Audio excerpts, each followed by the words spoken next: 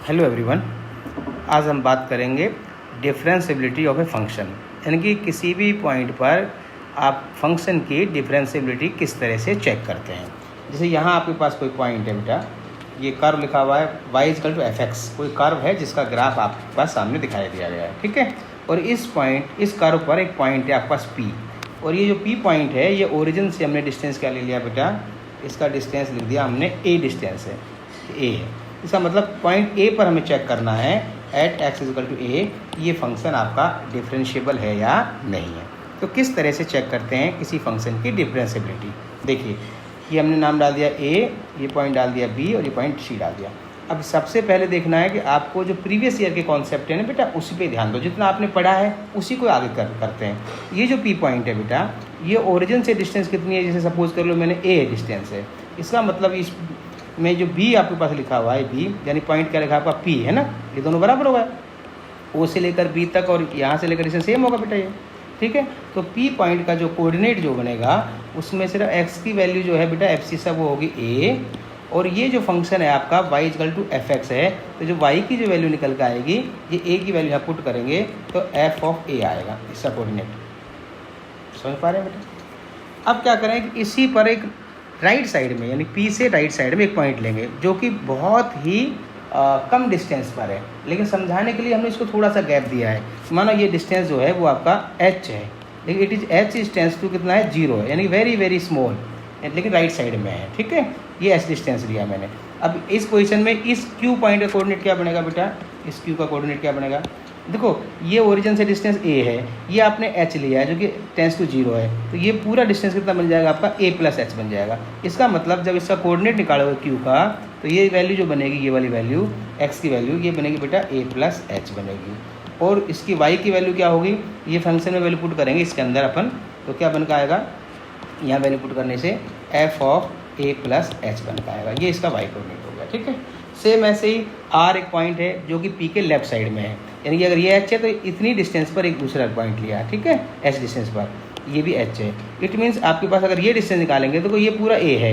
और ये आपका h है, इसका मतलब ये बचा हुआ क्या बन जाएगा, ओरिजिन से डिस्टेंस a-h। इसका मतलब r जो पॉइंट है उसका कोऑर्डिनेट बनेगा बेटा a-h, और इसके y की जो वैल्यू बनेगी ये जो वैल्यू a-h ये पुट करेंगे इसके अंदर, तो f(a-h) ये आपके पास बनेगी r का कोऑर्डिनेट, ठीक है। अब इसी कॉन्सेप्ट को यूज़ करेंगे जो 11th क्लास में पढ़ाया आपने। पहले हम क्या निकालेंगे, स्लोप निकालेंगे इसका। ये एक सेकंड लाइन है बेटा, जो आपको ग्रीन में दिखाई दे रही है ना, ग्रीन कलर में ये वाली, ये एक सेकंड लाइन है, ये एक सेकंड लाइन है, ठीक है। इस सेकंड लाइन का आप स्लोप निकालेंगे, पहले स्लोप ऑफ PQ निकालेंगे। तो फॉर्मूला पढ़ा होगा पॉइंट लाइन का स्लोप निकालने का, y2 - y1 upon x2 - x1 होता है। तो यहाँ y2 क्या होगा, q का कोऑर्डिनेट y कोऑर्डिनेट, बेटा q का y कोऑर्डिनेट क्या लिखा हुआ है, f(a+h) माइनस f ऑफ ये p का देखो y कोऑर्डिनेट कितना a, f(a) अपॉन x2, तो q का y कोऑर्डिनेट कितना है a+h माइनस f(a), यानी कि इसका x कोऑर्डिनेट कितना हो गया a, ये आ गया स्लोप ऑफ PQ। अब आप स्लोप ऑफ दूसरा निकालो, दूसरी सेकंड का, कि स्लोप ऑफ RP निकाल ले सर, RP फॉर्मूला वही लगेगा बेटा, क्योंकि पास कोऑर्डिनेट है y2 - y1, 11th क्लास का कॉन्सेप्ट है बेटा, x2 - x1 that is equal to, देखो RP है ना, तो आपके पास ये जो पॉइंट ये ना, इसका y कोऑर्डिनेट तो क्या आ रहा है, a-h आ रहा है सर, f(a-h) माइनस f(a), देखो RP की बात कर रहा हूँ मैं, f(a) आ रहा है, ठीक है, अपॉन x कोऑर्डिनेट कितना है a-h माइनस इसका x कोऑर्डिनेट कितना है a आ रहा है, ये बन गया आपके पास स्लोप, क्लियर। अब बात कर रहे हैं डिफरेंशिएबिलिटी की। अब होगा क्या डिफरेंशिएबिलिटी के अंदर बेटा, ये जो पॉइंट P है तो अच्छे समझो, अब ये PQ एक सेकंड है, हम चाहते हैं इस सेकंड को टेंजेंट बनाएंगे, तो जैसे ही टेंजेंट बनाएंगे तो यहाँ समझने की कोशिश करिए, ये आपके पास मानो P है और ये Q है, फिलहाल ये सेकंड लाइन है, तो Q को आप P की तरफ लेकर आएंगे, जैसे सपोज करो यहाँ आया तो ये सेकंड लाइन बन गया, O नज़दीक लेकर आया, O नज़दीक लेकर आया, ऐसा लेकर आए Q P पर आ जाए, उस पोजीशन में ये जो सेकंड लाइन है वो क्या बन जाएगी, एक टेंजेंट बन जाएगी। इसके लिए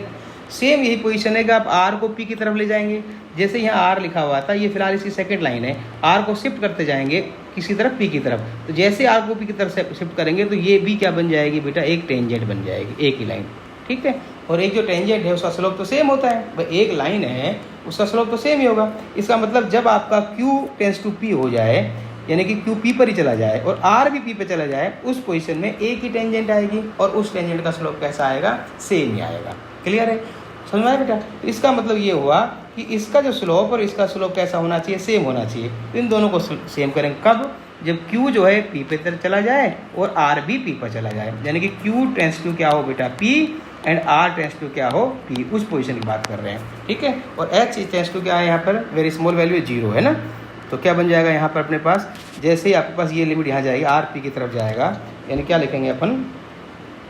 देखिए किस तरह से करेंगे क्वेश्चन को, कि स्लोप ऑफ RP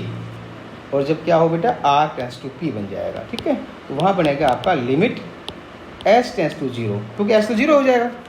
जब आपके पास ये जो गैप था इसके बीच में, ये आपने S गैप लिया है, जब ये यहाँ चला जाएगा पॉइंट, इसका मतलब ये तो S यहीं इसके पास चला जाएगा, इसका मतलब S नियर अबाउट क्या बन जाएगा आपका, 0 बन जाएगा।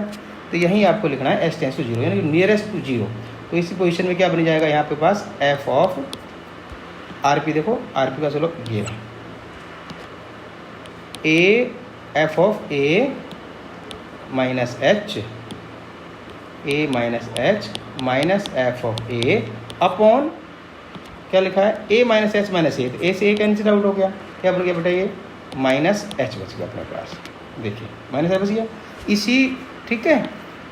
अब इसके बाद क्या होगा, जब इसका जब ये होगा टेंस, तो अब जब आपके पास दूसरा देखो स्लोप ऑफ पी क्यू, जब कब बेटा, जब क्यू कहाँ चला जाए, P पर, इसका मतलब क्या होगा, उस पोजीशन में limit S tends to 0 F of A plus H minus F of A upon, देखो क्या आएगा, क्या आएगा, देखो A से कट जाएगा, क्या बचेगा, ओनली H बचेगा, ये H बचेगा। अब ये जब दोनों ही पॉइंट P पर चले जाएंगे, इसका मतलब वो देख सिंगल टेंजेंट बन जाएगी, तो इस पोजीशन में इसका स्लोप कैसा होना चाहिए, सेम ही होना चाहिए। इट मीन्स जब आपका R P पर चला जाएगा बेटा और Q आपका P पर चला जाएगा, तो ये तो एक ही टेंजेंट बन गई,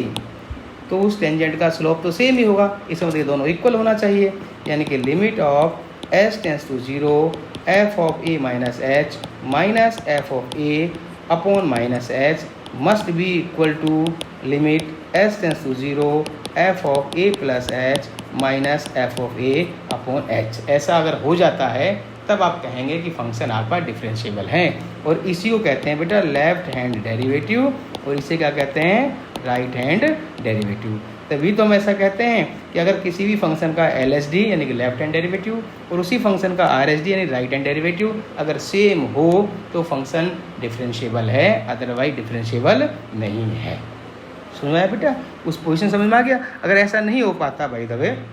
कि ये टेंजेंट एक ही टेंजेंट बनती, अगर एक टेंजेंट नहीं बन पाती है ना, दोनों की एक ही टेंजेंट नहीं बन पाती, उस पोजीशन में इसका मतलब LHD और उसका RHD अलग लगाता, क्योंकि लाइन अलग अलग होती वो, तो वहाँ वो फंक्शन क्या होता, डिफरेंशिएबल नहीं होगा। ये कॉन्सेप्ट है आपको LHD और RHD निकालने का, ठीक है। अब जब भी कोई फंक्शन आएगा उसे चेक करना है कि फंक्शन डिफरेंशिएबल है या नहीं है, तो उस पोजीशन में आपको उसका LHD निकालना है और RHD निकालना है। अगर दोनों वैल्यूज इक्वल आती है then you can say the function is differentiable, otherwise वो डिफरेंशिएबल नहीं है।